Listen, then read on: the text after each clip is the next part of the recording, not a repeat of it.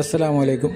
പെരുന്നാളുങ്ങുരുന്ന പെരുമയുങ്ങുരുന്ന ആരിയം പിരയിള ചോറുങ്ങുരുന്ന. അപ്പം മക്കളത്താണ് ഇപ്പോൾ ഇറച്ചിയില്ല, പിന്നെ തക്കാളി ഇല്ല, അങ്ങനെ പല സാധനം ഇല്ലാത്തതുകൊണ്ട് ഇപ്പെരുന്നാൾക്ക് നമുക്ക് പഴയ കാലഘട്ടത്തിൽ പോകാനുള്ള ഒരു അവസരം കാണും ഇപ്പോൾ ലഭിച്ചത്. പഴയ കാലം എന്ന് വിളിക്കഴിഞ്ഞാൽ അതൊരു ഹരമുള്ള കാലം കഴിഞ്ഞു. അക്കാലത്തെന്ന് വിളിക്കഴിഞ്ഞാൽ ഇങ്ങനത്തെ കറിയും ചോറിനും വേണ്ടി ആളെ ഓടിലാണ്. മീൻ പതിപ്പിച്ച് തണ്ണിയും കൊണ്ട് ഉണ്ടാക്കിയ കറിയും കൂട്ടി ചോറുപാടാനുള്ള ഹരത്ത് നാളെ തന്നെയും ഈ തിക്കർക്കാർ വഴിയുള്ള അതിന് ലാഭം കാണും. അപ്പോൾ ലായിക്കൊണ്ട് പോയി കഴിഞ്ഞാൽ അപ്പോൾ പണ്ടത്തെ പിരയിലം ഏകദേശം ഒരു മോഡലാണ്. അപ്പോൾ മുറ്റത്തേക്ക് പുറത്തെ കായലൊക്കെ രണ്ട് കായലുണ്ടാകും.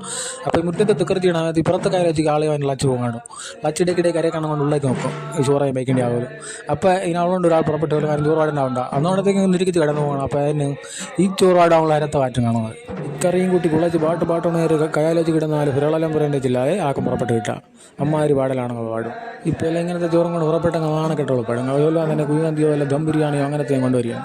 ന്യൂജൻ പിള്ളേർക്ക് ഈ നാടൻ കറിയും ചോറിനെ കുറിച്ച് അറിയാൻ ചാൻസ് ഇല്ല. കാരണം ഇപ്പോൾ പെരുന്നാളെന്ന് വിളിക്കഴിഞ്ഞാൽ കുഴിമന്തി, ബിരിയാണി അങ്ങനത്തെ നോർത്ത് ഇന്ത്യൻ ഫുഡെല്ലാം കാണാം ഇപ്പോൾ എല്ലാവരും കഴിച്ചില്ലാണ്ട്. ഇപ്പോൾ റജ്ജി കിട്ടാത്ത താരങ്ങളുണ്ട്, നിരാശപ്പെടേണ്ട. നാടൻ കറിയും ഉണ്ടാക്കി അതും കൂട്ടി കളിയറ വെടിച്ച് കൊടുക്കാൻ നോക്കുക. നോർത്ത് ഇന്ത്യക്കാരെല്ലാം സൗത്ത് ഇന്ത്യക്ക് തനിയെ വരും. അപ്പോൾ ഓക്കെ, അസ്സലാമു അലൈക്കും.